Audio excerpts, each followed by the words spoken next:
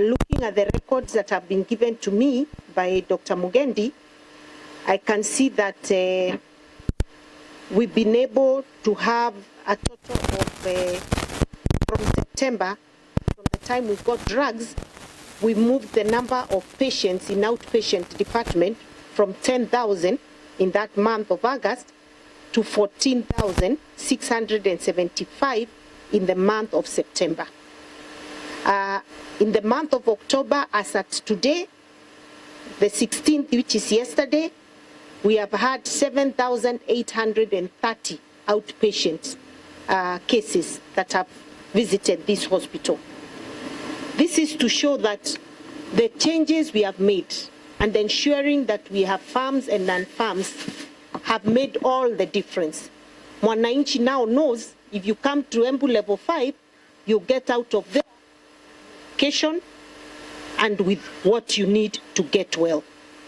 We are not there yet. We are not there yet. This is just the beginning of a long journey that we want to walk with you in this hospital. We still want to make sure you're totally independent as an institution.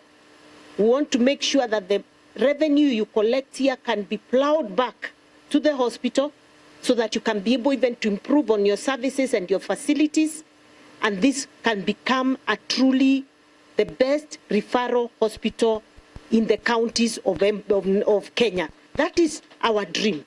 That is where we want to be. And I am praying that you continue to walk this journey together. I'm happy with the changes that have happened even within the workforce, that now there's morale to work better.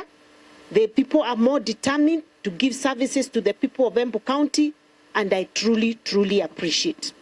In the case of inpatient, from the reports by Dr. Mugendi, I can see that in August we had 930 inpatients, but in the month of September, we went up to 1,203. Now that's a department that, in my view, is not there yet. Until we ensure that we've improved on our accommodation services, namely the linen, the food that we provide to them, I think we are not there yet. And it's still, you know, a few steps to a very long journey that we want to walk and make sure that we offer the best inpatient services in the region and in the country.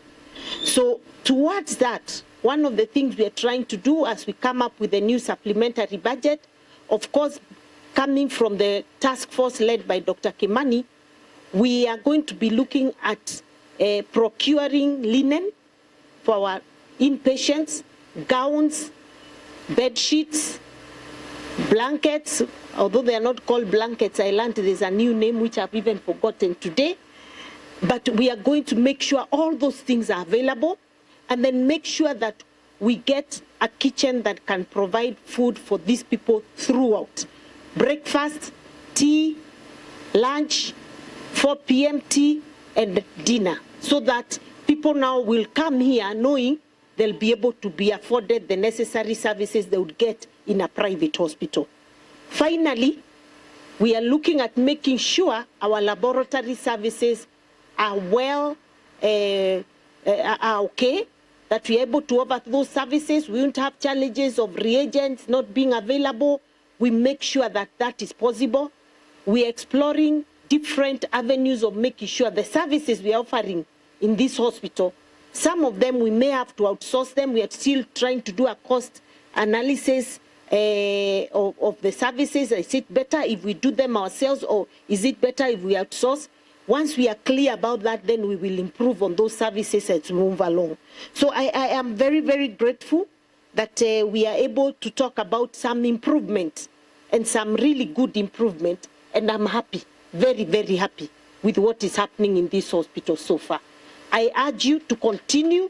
You have our full support, 100%. So don't fear.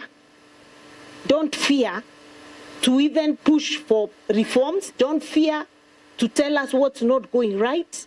We are part, this journey is ours together. We are part of the reform team as the leadership of this hospital. Tafadhali, muongee na sisi.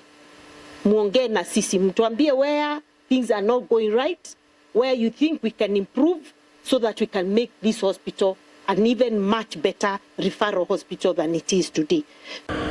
In terms of service delivery, so far, we have a system we have put in place whereby we are checking how staff are working. That is the nurses, the doctors, and the subordinates. And in collaboration with the matron and the HR, we are able to summon. Actually, we have sent some people on compulsory leave, the ones who are not performing, and we have written some letter to some doctors who are not working. So we are following the proper disciplinary measures to make sure that work is done properly. Because if you look at the numbers, our workload has really gone up by 40% so far from in the last 1 month, only 6 weeks. And that means if we improve the theaters, we still expect the workload to increase even by 100% by December. So the task force has been very useful in terms of helping us with the experience, at least manage the facility, because there were many things going wrong in the previous months, whereby you could not tell what is happening. Many times there was no food for patients. Very essential medicines were lacking, and we lost lives because of that, which is a very sad situation. So currently we have a system whereby we are able to take care of emergencies at any one time, and we are able to account for the work of all the doctors in the hospital. So in terms of periphery, that is no longer there. Thank you. Yeah.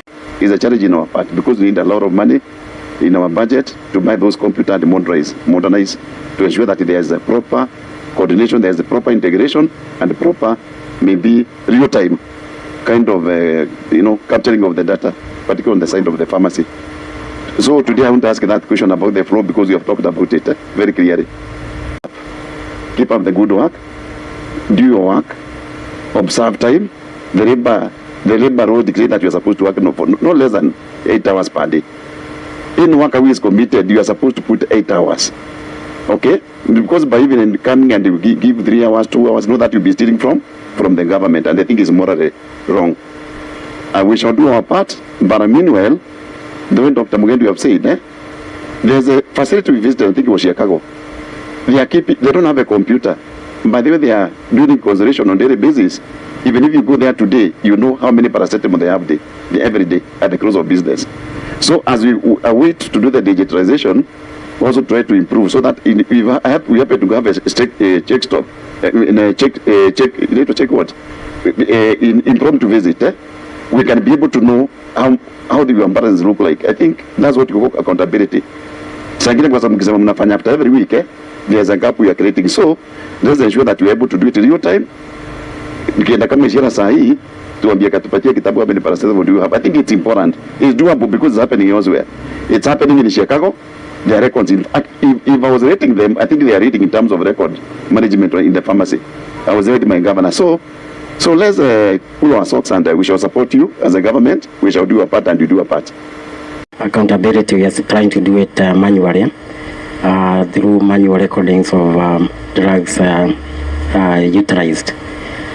But we are hoping that with your assistance, we are going to reach there where we have electronic sort of accountability.